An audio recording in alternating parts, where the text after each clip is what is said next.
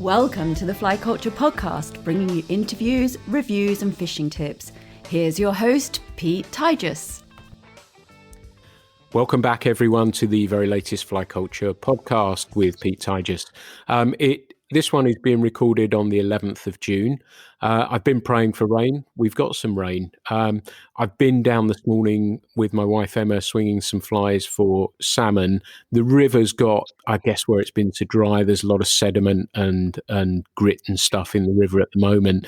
So we knew we were going to get a little bit of a kicking from the fishing.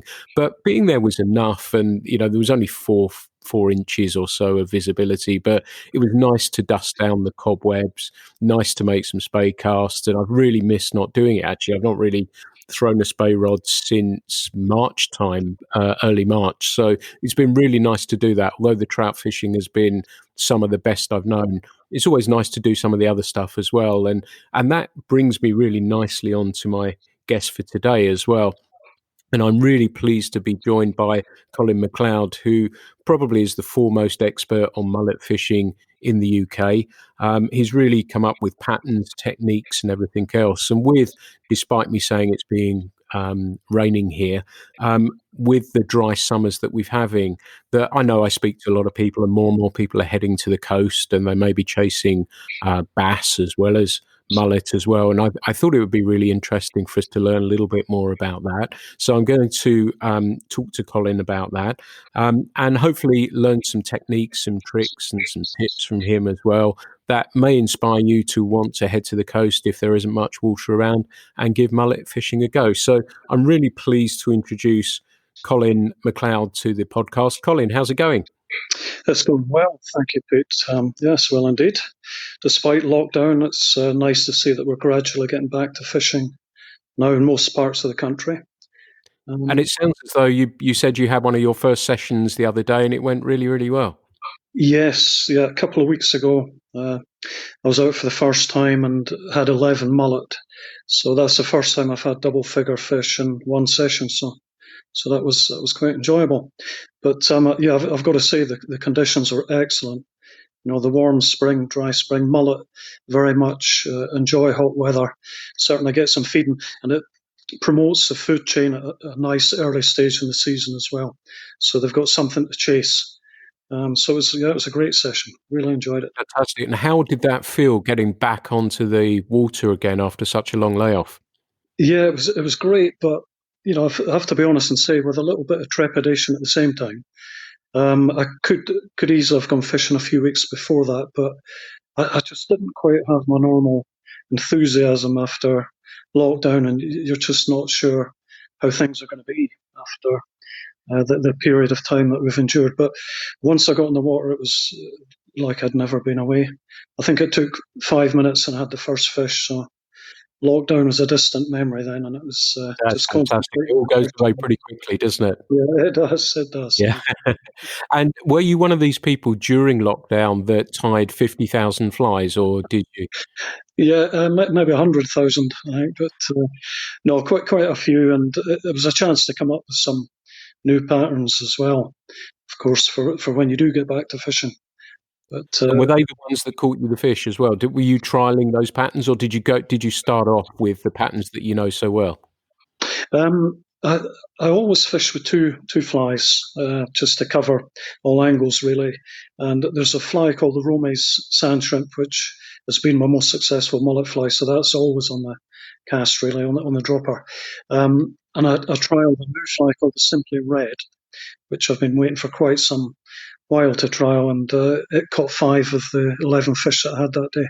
So that's proved that it works. It's always nice to see a new pattern claim a fish, and then when it's proved itself, then I can pass it on to Select a Fly providing company, and they put it into production then. But I don't like to pass a new pattern on to them until I've tried it myself. Quite a few guys in Cornwall had the opportunity to try it before I did, because I put the tying information in Fly Fishing and Fly Tying magazine.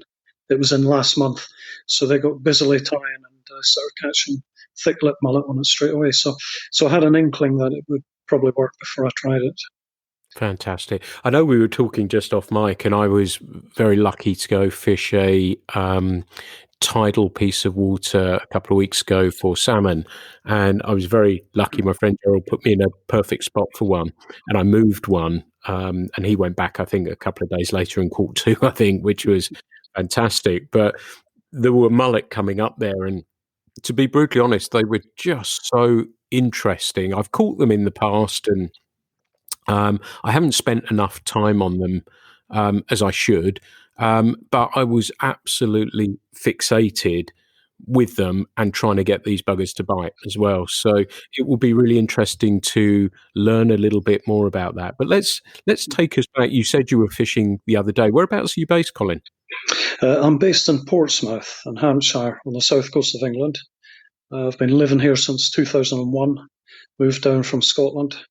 So, very happy down here. And of course, it's just a mile from the sea where I live.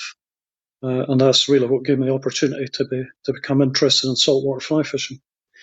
And is that where a lot of that came from, Colin, being so close to the salt there rather than rivers or lakes or whatever, that it was a natural thing to head to the coast rather than inland?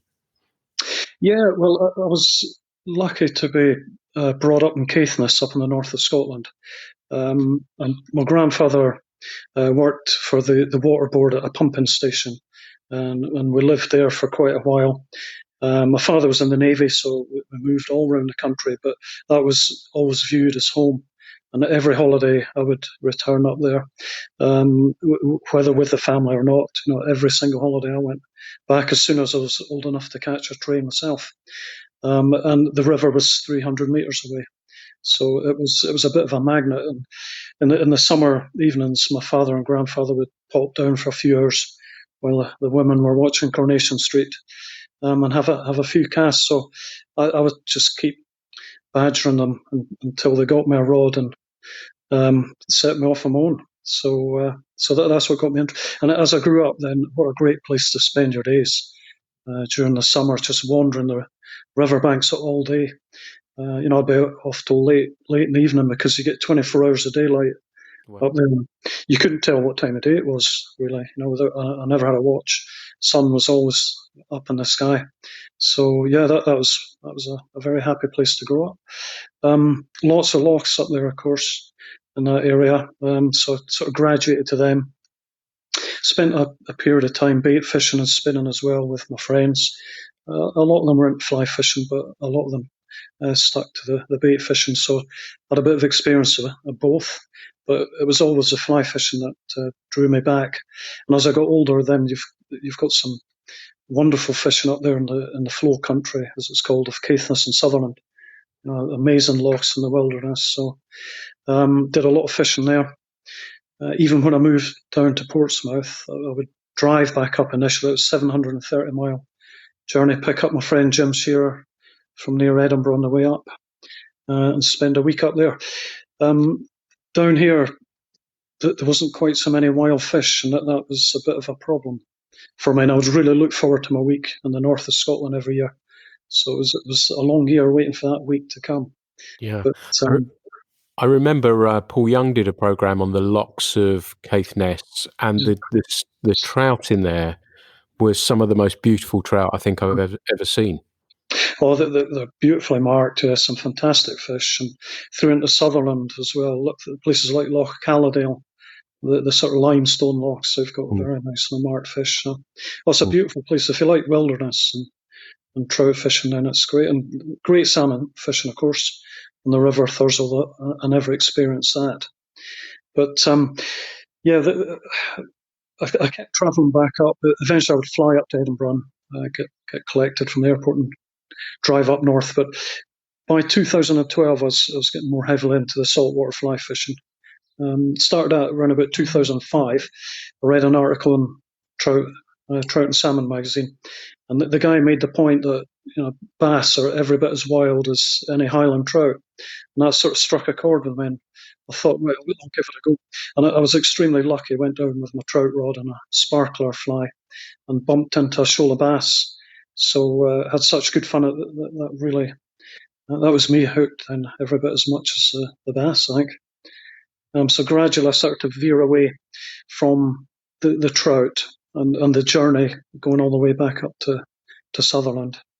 And it was right on my doorstep, the saltwater fly Did fishing. that adjustment take you time, Colin, to think, right, okay, well, I'm hanging on for my fishing for when I head home again up to Caithness? Did that take you time to say, actually, I will give those mullet or the bass a go? Or was there a period where you were sort of not doing a lot down here and waiting for those trips Yes. home again, or did that happen relatively quickly? No, there was a period of probably 3 years where I was doing very little down here. I would go to a local sort of stock pond in desperation, but compared to the wild fishing, it didn't really appeal to me so much. So it was a case of hanging on and dreaming about that week. So when I did discover the saltwater in around about 2005, as I say, that was a bit of a godsend. And gradually my interest grew on the saltwater side of things. And I would still have my week up in Caithness and Sutherland, but more and more my attention was turning to the salt. And then by 2012, I was completely besotted with the salt, and unfortunately let my trout fishing lapse at that point. But Yeah.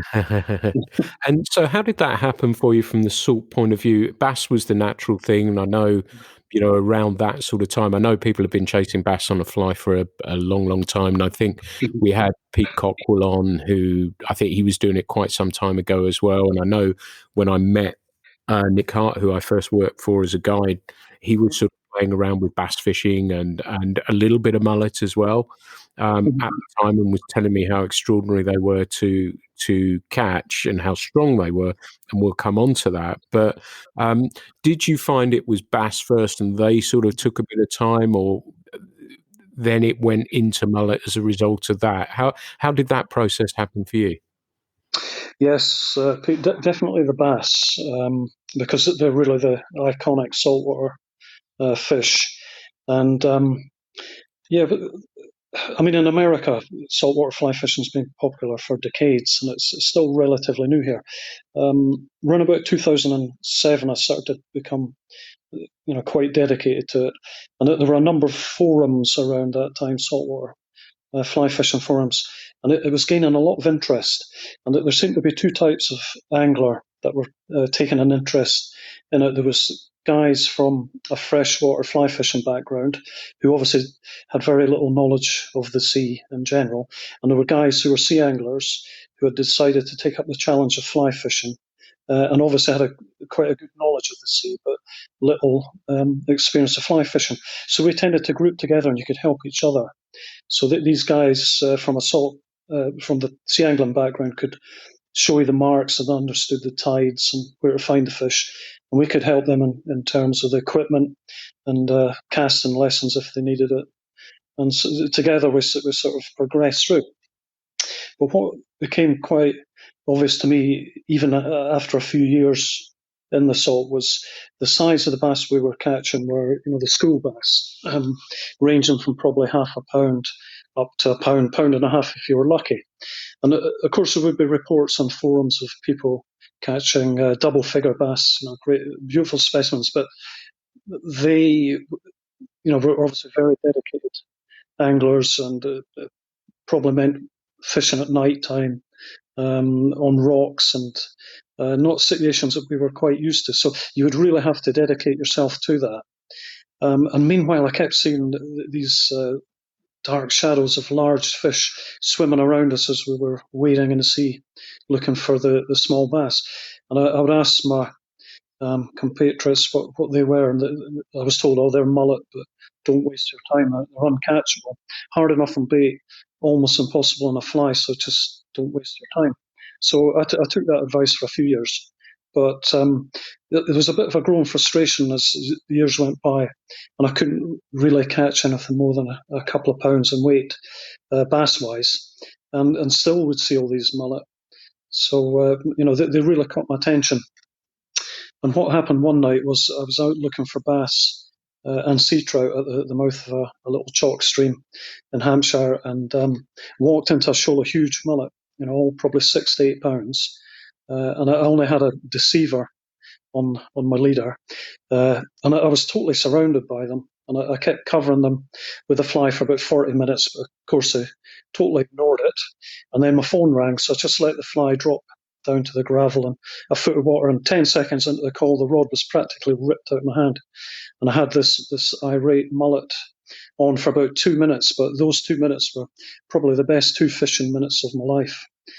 And it got off, but I was just left shaking.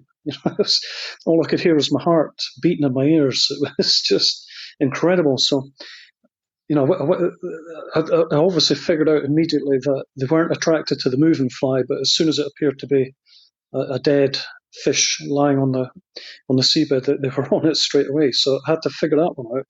But went home, went on to Google. Back in those days, it was all pretty negative as regards mullet, the uncatchable.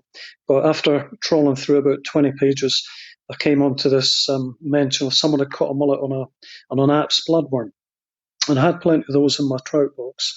So I thought, right, I'll go back in the morning and give it a go. So I went back. I couldn't find quite the same shoal in the numbers, but eventually a small shoal moved up the current towards me. And I just flicked the bloodworm out towards them, let it drift towards the shoal, and it was taken instantly. First cast, a 4-pound mullet, which was a lot more controllable than the one I'd made contact with the night before. But that was it. I mean, how lucky, first cast. Wow. And that's meant to be, isn't it? That's what I thought. Yeah, but yeah. So from and the that rest point, is history. The rest is history. Yeah, I mean, I couldn't really go anywhere else after that, and it was all about trying to catch the second one, which took a little while.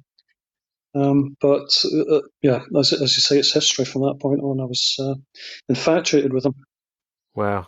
Well, it's getting me going, because I tried, and I didn't have any mullet stuff with me, so I had some small nymphs, and I tried. There's a couple of things actually, thinking about what you said. One of the things I love seeing, and having been a travelling saltwater angler as well, when you see the mullet nervous water, and I just love seeing that. And I had in my mind, whether this was right or wrong, I don't know, but what I wanted to try and do was drift that fly to them, but I set it under an indicator.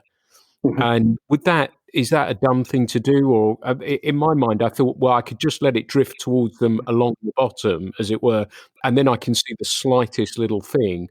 Or is there a, from what you've said, it feels as though if the fish takes it, it takes. But do you get them sort of touch the fly? Do they, would that sort of technique? Yeah, well, I don't think there's anything wrong with trying an indicator, Pete. I've not tried it myself, but I mean, the great thing about mullet fly fishing is there's no rules, hard and fast, and nothing set in stone. So, experimentation's the name of the game. But the first thick-lip mullet I caught was a thick-lip, and that population of fish was just a mile from my home, so it was a great place to learn and practice and experiment. But I immediately learned a lesson that they seemed more interested in dead organisms rather than living ones. And that really influenced my approach. So I stuck to the dead drift method, and it was such a simple approach. You would look for the shoal of mullet, which would appear as if by magic as soon as the tide turns and begins to flood. And they just work their way up the current that's produced by the river running into the sea. So they would start right where the river meets the sea at low tide, and then gradually work their way up the current and the surrounding flats. And you just keep an eye out for them approaching, stand 20 yards upstream from them, and then just cast a team of flies towards. But you always use a floating line, because you want the flies just to drift on that current as naturally as possible. So you got to maybe mend the line if the current's strong to eliminate any drag. And you don't want to introduce any sort of retrieve at all, because I've observed the fish, and if the flies start to move like living organisms, and they just shy away from it in that situation. So they've got to be tumbling through the water like dead organisms just carried in the current. And if you think about it, the amount of life that passes away during the period when the tides expose the shore, and the tide comes back in and it picks up all this dead matter, and it gets sucked into the current, and then it's just like a conveyor belt of food travelling down to the mullet where they're waiting. So they're not expending much energy, and they're getting all this protein, which must be almost as good as living protein. It's not lost much of its nutrition in the intervening period. So it's easy pickings for them. But they're so fixated on dead matter that you can't make that fly move. Right, perfect. Really interesting. I just wanted to come back a little bit because you mentioned you caught thick-lip mullet.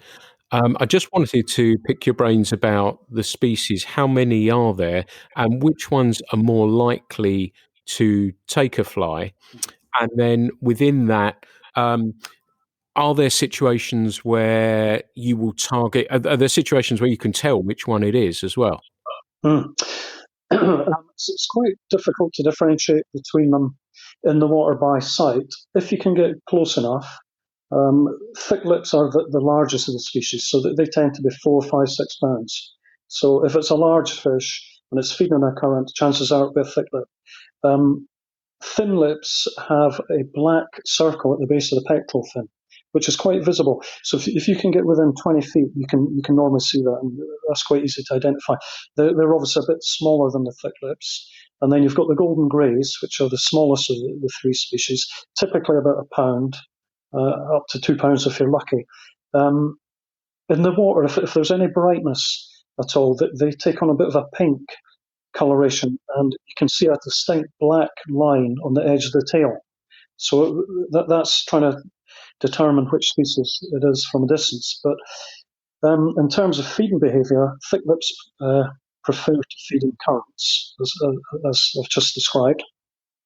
They will feed in static water, just out with a current as well. Thin lips, they will feed in a current as well, but they don't like the fly to be dead drifted in the way that the thick lips do. So they're completely the opposite. If you dead drift flies to thin lips in a current, once the flies reach them, you then have to produce a short, quick retrieve to get a response, or they'll just play with the flies. A flexiworm, which is based on an apse worm, that is probably the best fly of all to catch thick lips that are feeding on a current. Just dead drift that to them. It's a great fly. If you dead drift that same fly to thin lips, you can watch them just rise up and pull the legs, flex the floss legs, play about with it. And if you strike, they just jump out with the legs in the mouth and just release it. So they need a retrieve to get a response. Golden greys, they're fairly unique in their environment, in that they love sandy beaches, surf beaches. So that's the best place to find them.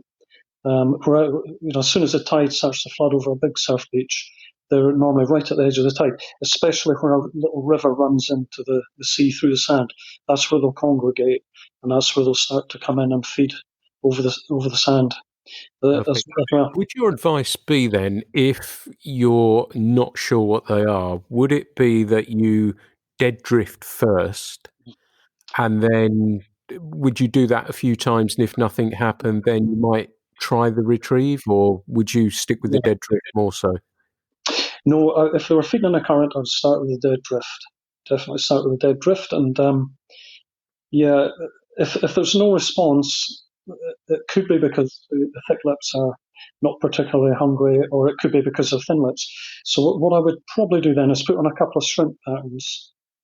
Sometimes I'll use weighted hooks if I think they're perhaps thin lips, just to get the flies down a little bit. Drift them towards the fish. The fish are always quite visible because they'll break the surface. You'll see fins and tails. You're typically talking water depths of even 6 inches, up to 2 feet is getting pretty deep, and that's when you need to use the more weighted flies to get down. If it's thin lips and you drift the flies through them and retrieve, you should have a hit within a few minutes, and you'll know then that they're thin lips. Thick lips, it's worth persevering with them on the dead drift because of the sheer size of them. You could be rewarded with a fish of 6 or 7 pounds. But with experience, you can tell. And of course, once you catch a fish in a particular area, then you're aware of the species, and they tend to stick to the same areas as well. It's a lot easier to identify the species when they're feeding in static water, although it's relatively rare to get the thick lips to come out of a current and feed regularly in static water, whereas the thins and golden greys will do that regularly. Interesting. It's coming back. My mind's whirring at the moment because of the indicator thing that I mentioned was that all I had were weighted trout flies. I had shrimps that I put on. And my worry was that as I drifted them down, it sounds like I was in the right ballpark with what I was trying to do. But my worry was because they were weighted flies in shallow water, I was just worried I was going to get hooked up all the time on the bottom. So that's why I stuck the indicator on to try and keep it where I felt was the right height that the fish would yet stop me from getting hung up on the bottom. But I'm learning loads at the moment, so it's fascinating to hear these things. What we haven't talked about is when you hook one, what are they like? So just going to add one thing, if I may, for the very shallow water that you're describing. I had that 1 year. For every year with the winter storms, the topography changes a little bit, and the shoals would feed in slightly different locations within the estuary of fish, and that meant that the conditions changed. And it could, the first year it was ideal, the ideal scenario. They were feeding a current a foot deep, and no problem drifting the flies. They wouldn't snag on anything. 2 years later, in a heat wave, you could only find them in relatively deep water and a very strong current. So I had to go home that night and develop weighted flies, the same style of pattern, but just adding weight. Go back the next night and hopefully catch a few. But there was one occasion when they would only feed in water that must have been 3 inches deep, and there was weed over the stones, so the normal flies were just picking up the weed all the time and wouldn't drift.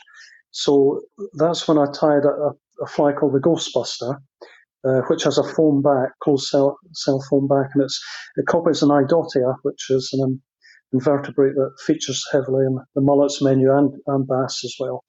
And tried that, and it worked really, really well. So it was just, it can drift in even 2 inches of water with minimal current.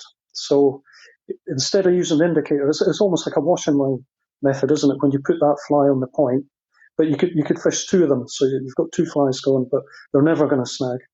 But you can also retrieve them as well, and they make a little bit of surface disturbance, and bass absolutely hammer them.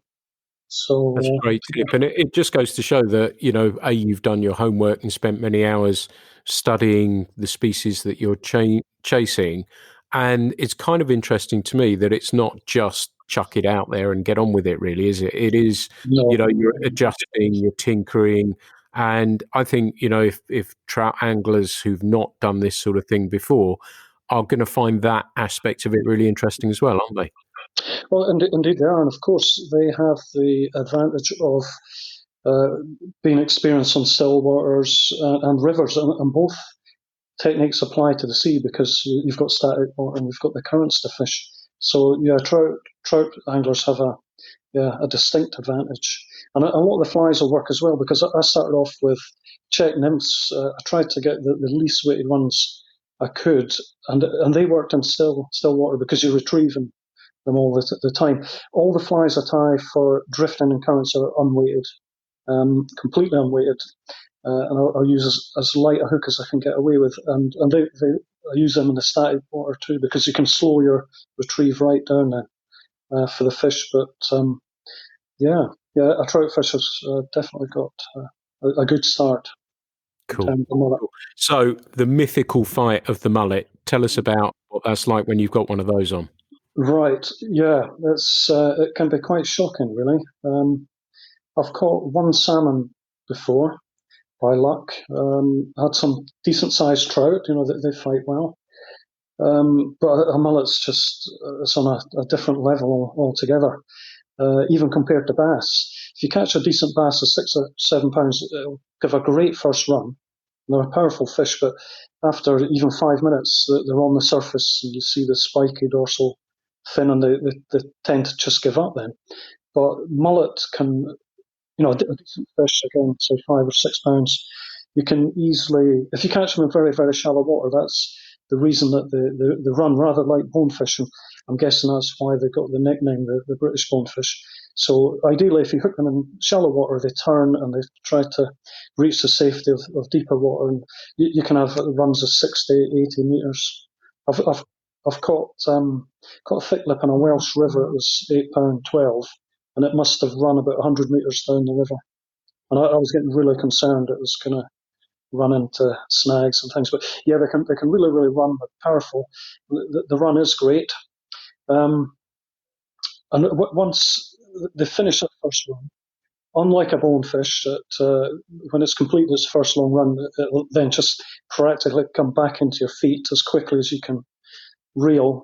They're actually more like permit, I would say, mullet in the fight, because once you stop the initial run, then every yard of backing that's reclaimed is a battle, really. They just don't want to give it back to you. They'll come so far, get their breath back, and then take another run. So, yeah, a 4 pound thick lip, you're easily 10, 15 minutes of a good fight, I would say. 6, 7 pounds, it could be 25 minutes, maybe more. And they don't seem to suffer from lactic acid.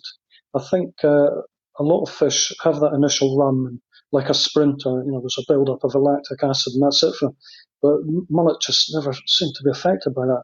Even as they're coming towards the net, the first time they see the net, then they get another surge of strength. And I've seen people try and hold them. They're getting so close to the net, and their arms are getting sore, and they think, oh, thank God, it's almost in the net. And it reacts to the net, and they'll try and hold it, thinking, oh, no, you're not running again. And it will break you off. So I've seen a lot of nice mullet lost at the net because people try and hold them back too hard right at the end. So yeah, it's a long fight, and it's a hard fight. And it's interesting, again, the parallels you said about British bonefish, or in the case you say about permit, that the stalking of them's kind of interesting, that you're seeing the fish. Can you see when one breaks away, or if one's, is it visual when you see them eat your fly as well? Have you had situations where you've been able to detect that?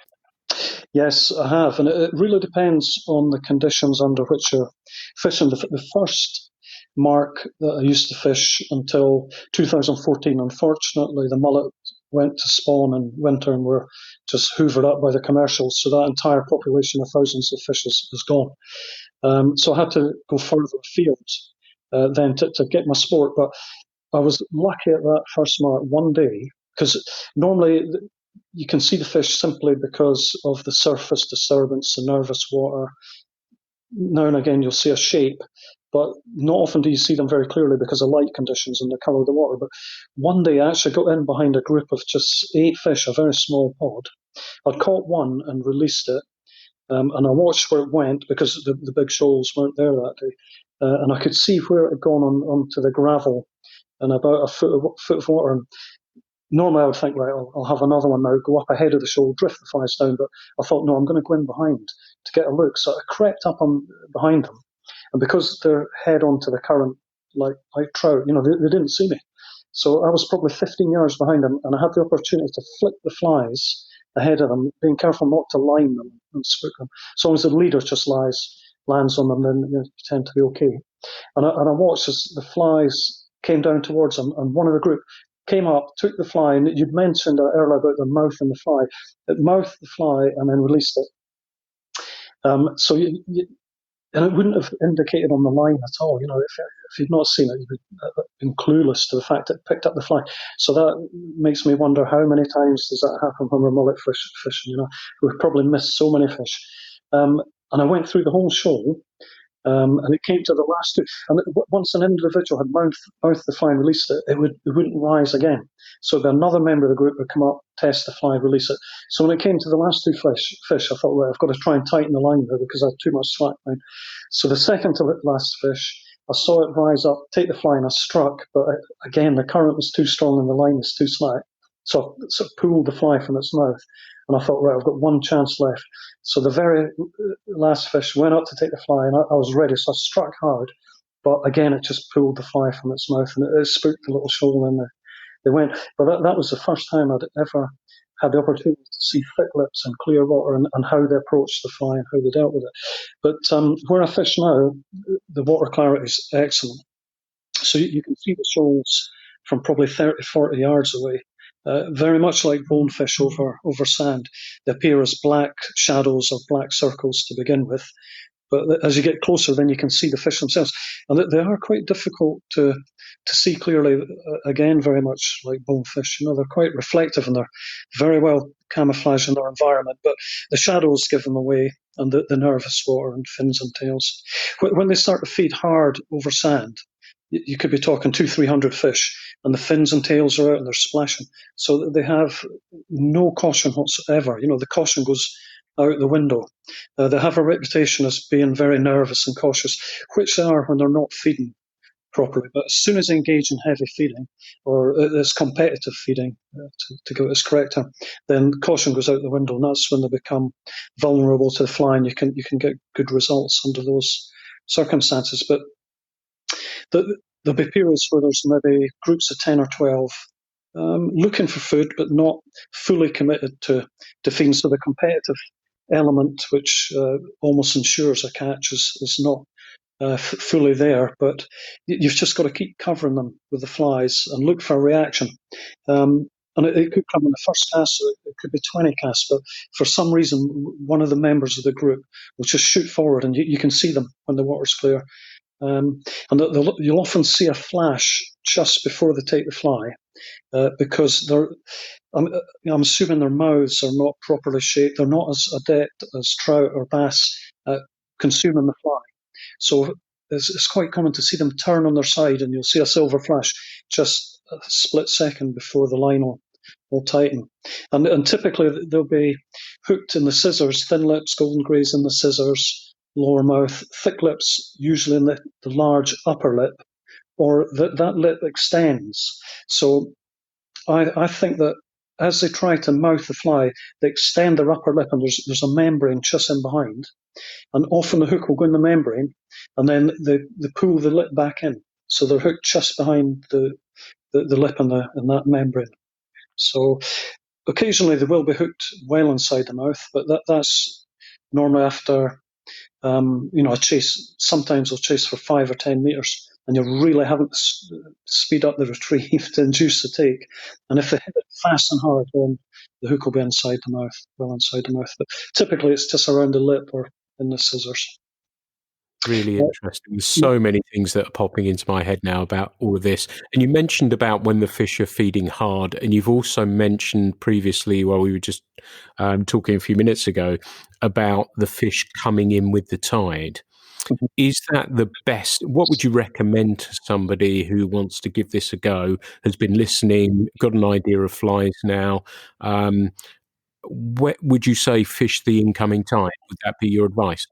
Yeah, for someone first starting out, then probably just at the turn of the tide, incoming tide, that's the best time to check out a location.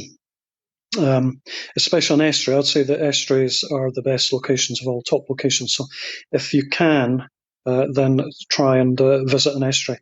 And as soon as the tide turns, the shoals just appear in the current produced by the river and work their way up that current looking for food.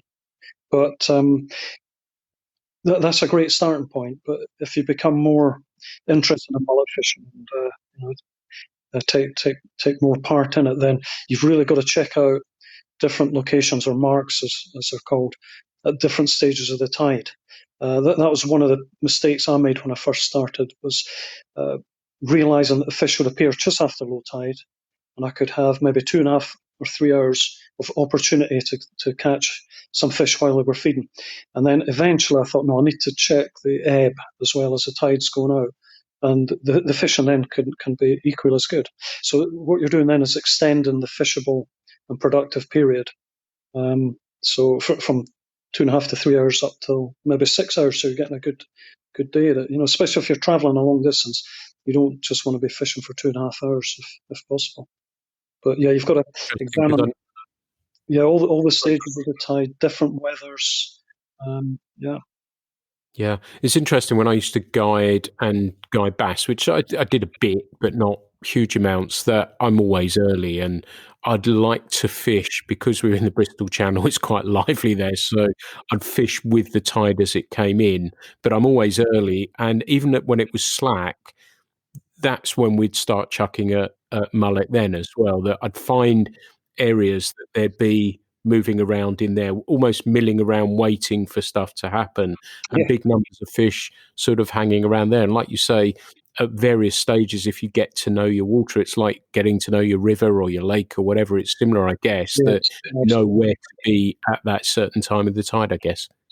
Yeah, that's right. I mean, it's time on the water is what reveals all. And I think a big difference for freshwater fishers going into the saltwater environment is that in rivers and lakes, you tend to have resident populations, whereas in the sea, they're transient. So they're following the food and the tides, so that they always tend to be on the move. So even within an estuary where you have a resident population of mullet and bass, they're not in the same place. They're always on the move. And, you've got to put a bit of legwork in.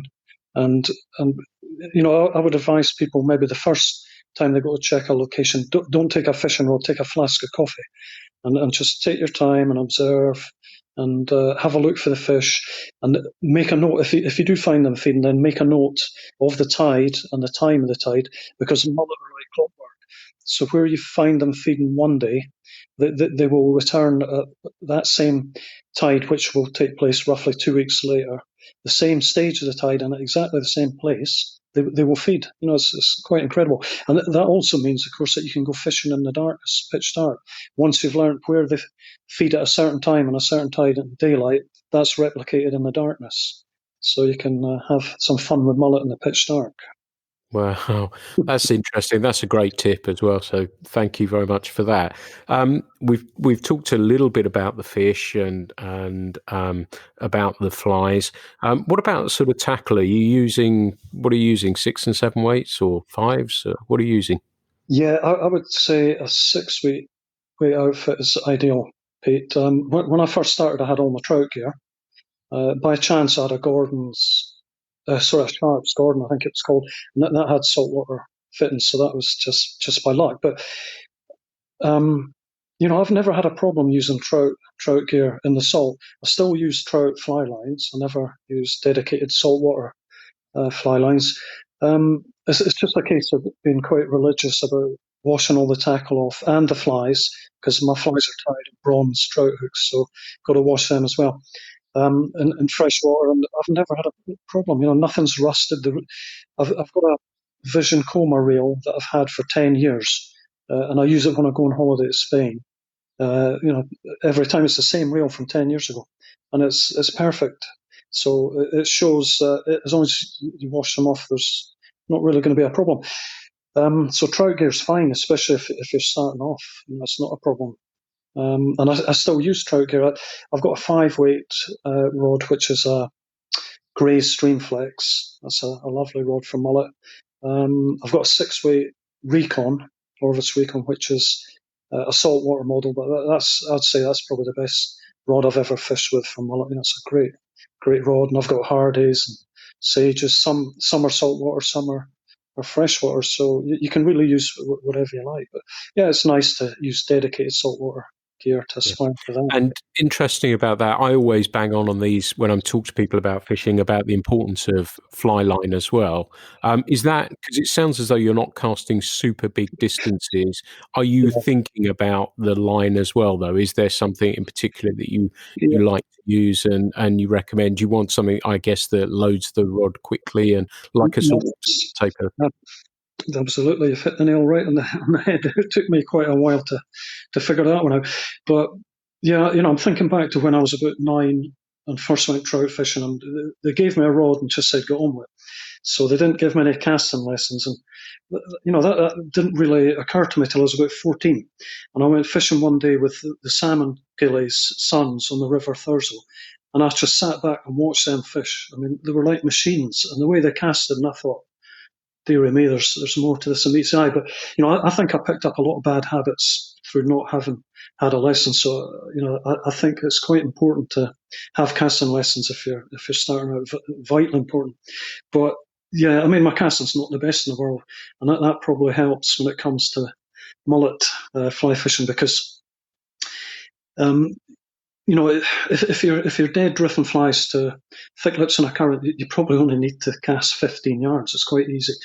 the sort of fishing I'm doing now, mainly for thin-lip mullet and golden grey mullet, which is in very shallow water over golden sand, and the shoals are coming towards you.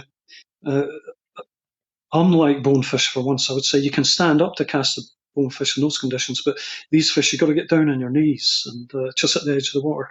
And sometimes they're within 10 yards. 15 yards is a long cast. I use 15, 16 feet leaders. So that you've got to factor that into it as well. So, I've never been one to overline my rods by using, say, a 7-weight line on a 6-weight. But last year I had a chat with Mike Barrio, and I explained the sort of conditions I was fishing under. I said, I only want to false cast once, really. Don't want to spook the fish, but I've got to at least partially load the rod to help. And he said, it advised me as to a particular type of line, which is just a normal trout fly line. But he said, overline it, go up to a 7-weight for your 6-weight rod. And that's worked beautifully well. So, very happy with that outfit.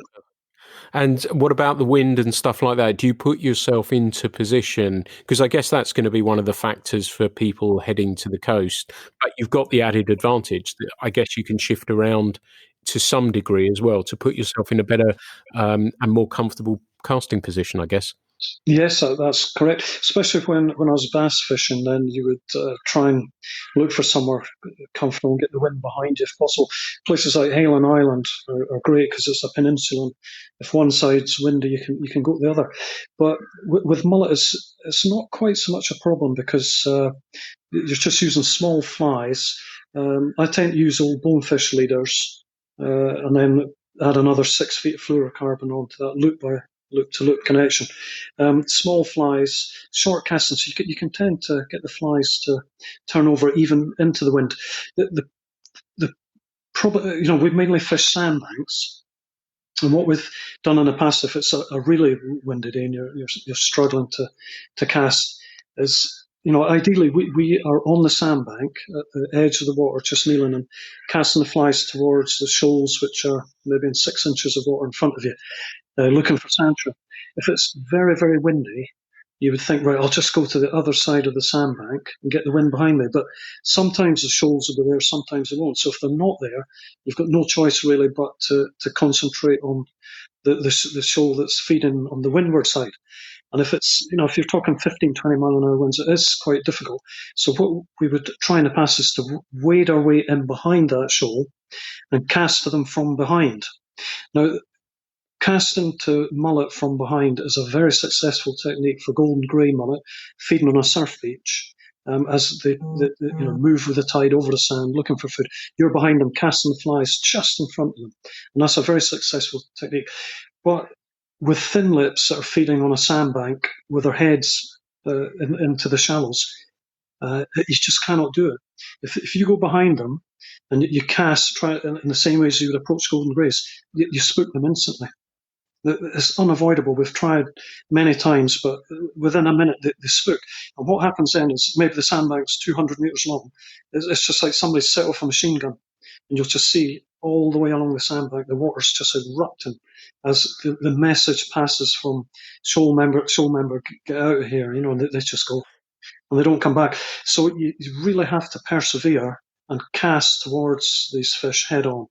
And the wind, as I say, a 10-yard cast is good enough. So normally you can get away with it.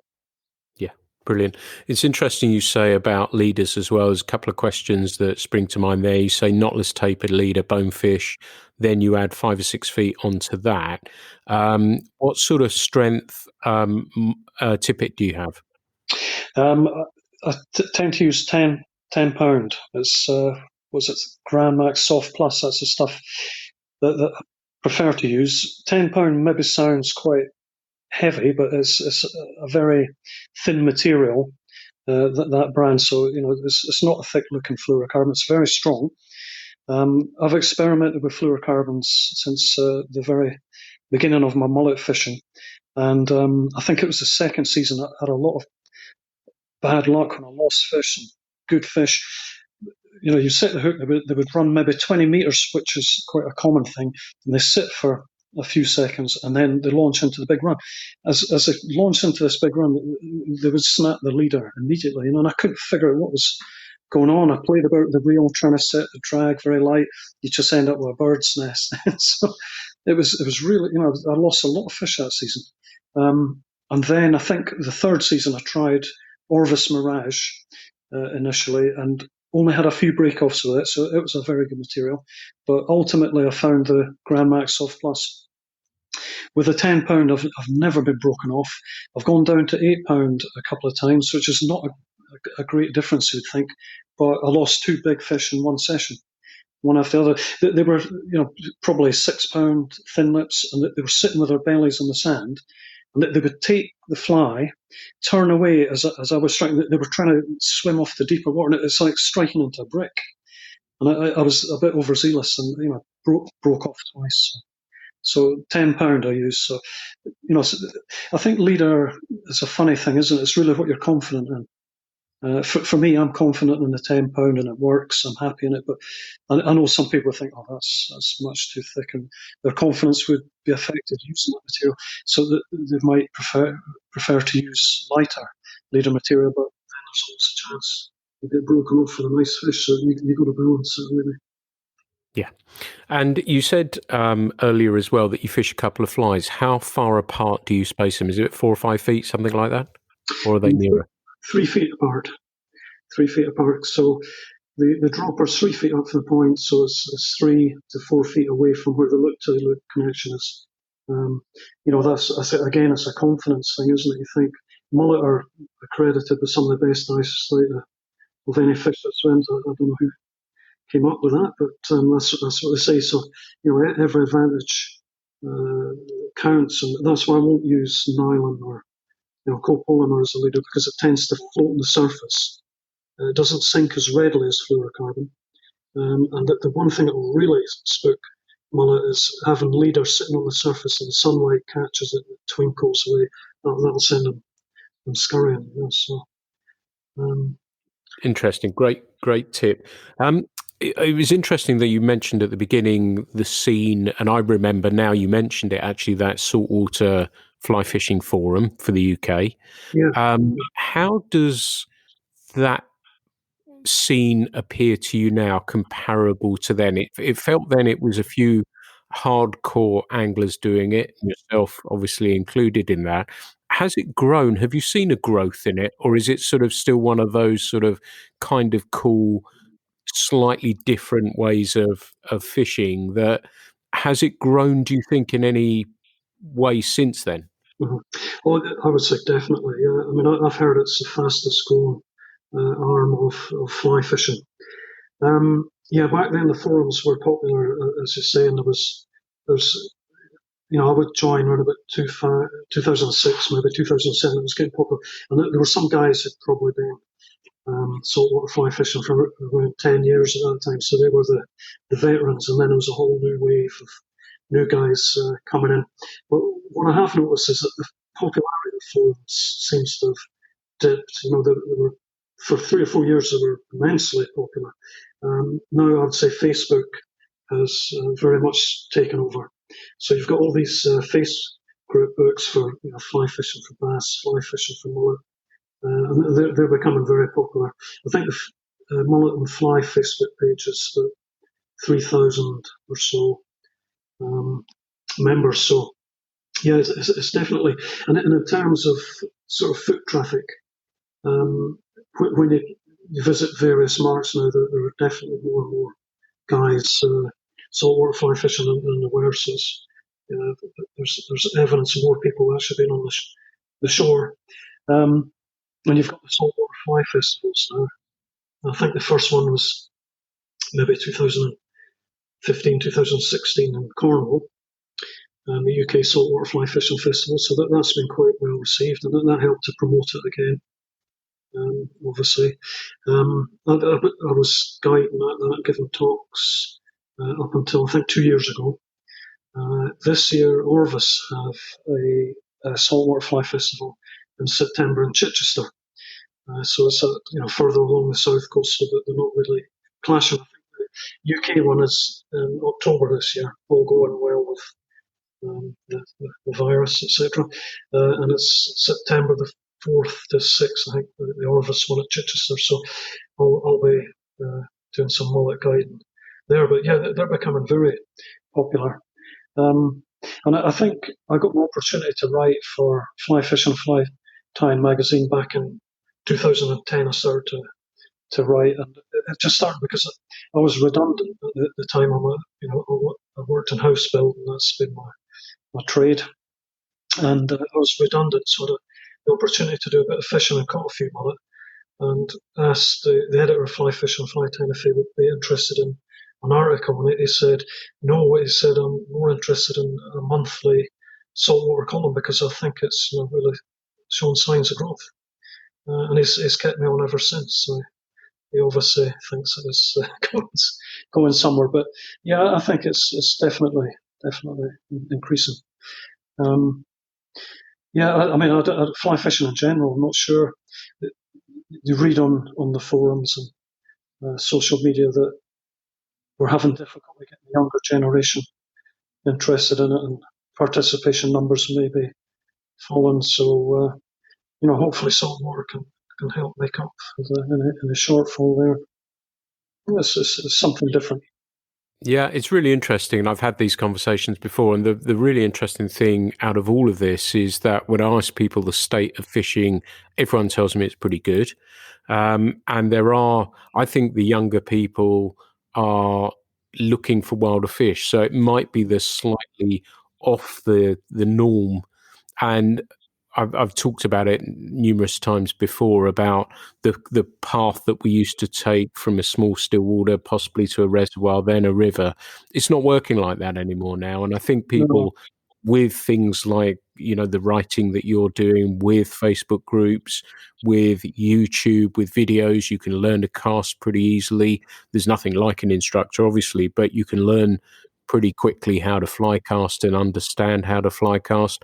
And people want to go out. I think the younger people there want to go catch wild fish in slightly different places. So it may be the more esoteric, or would be seen as esoteric, uh, paths of fly fishing are now explored more so by the younger generation rather than the traditional ones. And I've said many times before on here as well that it feels to me as though that the stillwater spike of the 70s and 80s is flattening out a little bit as well now, as that age group is getting a little bit older, and perhaps people are chasing things in different ways. And having spoken to you today, it's been really interesting, and it's getting my juices for mullet fishing particularly. And I love the idea of something that's, the harder something is to catch, the more interesting it is to me. And I've done a lot of bass fishing and stuff, and similar to what you said, school is great fun, fantastic, but I kind of like the idea of pursuing mullet a little bit more aggressively perhaps, and hopefully listeners will too. Mm-hmm. Yeah, that sounds right. And I mean, carp on the fly is getting popular as well, isn't it? Yeah. There's all these wonderful little twists and turns that we can find in a different way. And while I've got you as well, while I'm thinking about the take, when you have the take from the fish, are you lifting into it, or are you strip striking? What are you doing? How are you attaching yourself to the fish? Yeah, strip strike. I always strip strike, especially with the thick lips, because I think the clue's in the name, the thick lip, the upper lip. I mean, there's a lot of sort of myths going about that people keep losing mullet when they're hooked because they've got such soft lips. The truth is the opposite, because that top lip is like a Michelin radial tire. So you got to set that hook. What you're looking for in terms of the take, if you're dead drifting the flies, I always look at the end of the fly line, and I keep the rod tip very low to the water. And if you watch the fly line, you might just see a little dip in it or a movement, and I'll gently strip strike when I see that. If the fly has caught a little bit of weed or bounced off a stone, then all you're doing is moving the fly on, releasing it, and it can continue to drift. If it is a fish, then hopefully you've set the hook. So just, one gentle sort of strip strike before you lift the rod. And then have the drag set so the fish can run. You want it to run. I mean, that's all part of the fun for me, getting a nice run out of the mullet, but not so loose that you're going to develop problems and overrunning. You've got to tire them out. I've watched people play mullet at close hands, and they don't let them run, and they're trying to bring them towards the net, and you can see the behaviour of the fish. It's jumping and splashing, trying to use its energy, and as I get it towards the net, then it invariably breaks off. It's just too powerful. So, especially with a larger fish, it's good to let it run a bit, use up its energy before you try and take it to the net. If it's still very lively and you try and pick it up for a photograph, for instance, then you're going to struggle to keep a hold of it. It's powerful. So, And it's interesting you mentioned net as well. So that's obviously an important part of your kit as well. Mm-hmm. Yeah, in fact, it was my birthday a couple of days ago, and my wife kindly got me a Macleod weigh net, which is something I should have had quite a while ago, because I've noticed over the last few years, particularly, that there's a sort of a movement taking place as regards lifting fish out of the water to photograph them, and just lifting them out of the water for a quick photograph. If you've got everything ready, put them back in. Especially mullet, as I say, they don't appear to be affected by lactic acid. They're very strong. Even after a prolonged fight, a couple of photographs, put it back in the water, within a second, they're off like a speedboat. But yeah, I mean, obviously some fish are affected more than others by being taken out of the water. It's probably a thing that's going to become more and more in the public eye, I think. So for me, a weigh net's a good way of getting around it. You can weigh the fish if you want, and you don't have to take it too far out of the water. But people pulling a mullet up on a sandy beach and taking a photograph of the fish lying in the sand. I've done it myself many times before. That seems to be getting a bit of an adverse reaction now. So just the times we live in, of course. But so yeah, weigh net's a useful addition to the kit. Great. And what should we know from a safety point of view, being aware of how the tide, as I said, somebody who fishes around the Bristol Channel, the water comes in pretty damn quick. What should we be aware of from a safety point of view? Safety point of view, yeah. Well, tide tables are worth the weight in gold, so always have one for reference. I would get to know your mark. Go and have a look at it at low tide where everything's exposed. Speak to other anglers if you can that are fishing the area, even bait anglers. Get some background, because you do get areas of quicksand in the areas that have fish. Mud's a very dangerous one. Always treat mud with great respect, because you always read regularly about people being trapped in the mud and having to be rescued. So that's dangerous. Of course, the tide can come in behind you. Halen Island, there's a good example. It's called the Winner Bank, a beautiful sandbank that goes out over a mile at low tide. And you can be 3/4 of a mile out and you're just surrounded by sand. It's like being in the desert. But meanwhile, 100 metres from shore, there's a channel that's filling up with the tide. And when you eventually get pushed off the main bank by the tide and try and return to shore, the water could be 5 feet deep. So you have to get rescued by the harbour master, which can be embarrassing. So yeah, you've got to show caution, but get to know the area you're fishing before you sort of go gung ho. And I mentioned fishing in the darkness. Again, you'd have to fish a mark that you're very familiar with. So you can literally walk around in the daylight with your eyes shut, and you know exactly where you're going, and you're not going to get cut off. Because the darkness can be dangerous too. So, yeah, I mean, safety is paramount. I would also say have your mobile phone in a waterproof pouch with the harbour master and the Coast Guard's number saved to memory as well, in case you do get in trouble. But it's very important to spend the time at a mark, discovering where the fish are, when they feed, where they feed, all that sort of stuff, but also learning where the dangers are. Because your safety is one of the most important thing at the end of the day, definitely, yeah. Perfect. Thank you for that. I know we're friends on Facebook, and I saw that you're writing a book. Is that correct? That's correct, yes. I had the offer a few years ago to write a book on saltwater fly fishing in the UK, because believe it or not, there's not been one written so far. But because of work commitments and all the rest of it, and I was marathon running was my other hobby at the time then, so I just didn't have the opportunity to do it. But as soon as lockdown came on the very first day, I thought, well, if I don't do it now, I'm never going to do it. So I contacted the publisher and I said, but I want to write about mullet rather than all the species, because I have some experience of various species, but I wouldn't say any more than the average fisher, whereas obviously I've dedicated myself to mullet, so I felt more confident about writing about them. So he said, yeah, well, I'd rather the all-encompassing book, but yeah, okay, let's go for the mullet. So that was it. So it took me about 5.5 weeks to write it. I sent it into the publisher. He's emailed me today, in fact, to say he's just finishing a book that he's about to publish now, and then he's on to my one. And it should be out in time for Christmas. Fantastic. So it's a Christmas market, so that's great. So yeah, so it really passed the time for me during lockdown, I've got to say. And lockdown was eased, I think, 2 or 3 days after I finished. So that was perfect timing. Yeah, but yeah, I mean that book's got everything really, hopefully, that you need to start your mullet career off. And all the flies, if you tie your own flies, all the dressings are in there. I should probably say that when I try and come up with a new pattern during the winter, just to have something to look forward to in the spring. But most of the flies I've designed are in response to a problem where the existing flies and techniques don't quite work. So you have to go back to the vice and adapt or create something new to carry on catching.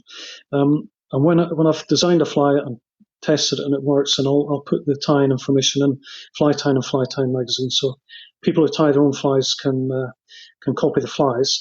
But for people who do not tie their own flies, I've become associated with Selecta Fly, and they offer all my mullet patterns to people who don't tie their own flies. So as I say, I tested Simply Red, the latest pattern, a couple of weeks ago, and within a couple of days it was sent off to Selecta Fly, and it'll be going into production now. So fantastic. Well, many congratulations on that. I look forward very much to hearing about and seeing the book when that comes out. While we're talking saltwater fishing, I think it would be rude not to talk about travelling a little bit further. And I've seen you pictures of you with obscenely big permit as well. Where did that come about? Right. Well, that permit, that was caught in Cuba. Yeah, that was a fantastic moment. Easily one of the highlights of my fishing career, I would say. But how that interest in bonefish initially came about was because when I first started getting some success with the mullet, as we've said, they're nicknamed the British bonefish. A lot of people were asking me, what's the fastest, a mullet or a bonefish on the run? And I suspected it would obviously be a bonefish, but I thought, well, to be able to answer that question, I really need to go and try. So I thought, right, I'll take a trip, and that was to Cuba as well. And at the time, it was meant to be the trip of a lifetime, a one-off trip, and it was a fantastic trip. Caught plenty of bonefish and tarp on that first trip, and I was then able to make a direct comparison between the bonefish and the mullet. And I thought, well, there's probably not too many people that have caught bonefish and mullet, so. And I was quite satisfied with having done the one trip at that time in 2010. And I would have left it at that. It was something to, like almost a bucket list thing to do as well. But I think 5 years later, I was at one of the fishing fairs. It was the iFish that ran for a few years. And one of the travel companies was there, and they had a brochure, which is always nice to look at. And they had a hosted trip to Mexico, and it was something like £2,100, which is, it's a lot of money, but compared to many other trips, that was fully, all inclusive. I thought that's too good to miss, and it was certainly a lot cheaper than the trip of the lifetime I'd made. So I went to Mexico, and a few hours in on the first morning with my 6-weight mullet rod and a fly that I tied myself, I caught my first permit.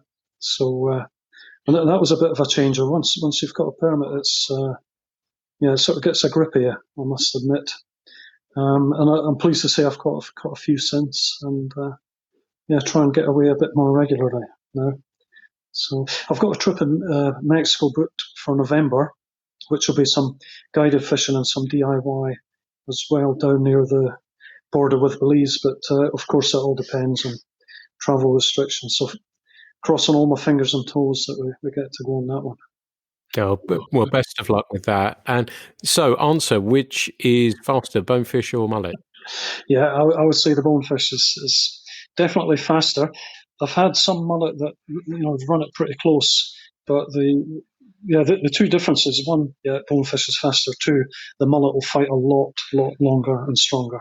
So that's good. Fantastic. Colin, it's been fantastic speaking to you. I've learned so much, and it has really infused me again to get the mullet stuff out and have a go. As I said, it's always been there in the background, and then the other day seeing them and then talking to you. So I hope for our listeners as well that they'll consider doing that. Do you have a website, or is there any way they can find people for information, or is it via Facebook or forums, or where do people find? The Mullet on Fly Facebook page is probably the best. It's as I say, it's got a lot of members now. When it first started, there weren't too many guys catching mullet, unfortunately, but because all the information that myself and other experienced mullet anglers have acquired, it goes on to that Facebook page, and we share our techniques. Nobody shares marks, really, because you can't really afford to do that for the protection of the fish. But the flies are shared, the techniques are shared, and we'll have meetups with people, so that's a great place to start. And of course, my monthly column in Fly Fish and Fly Tying magazine, then it's predominantly mullet, but quite a lot of bass feature in that as well.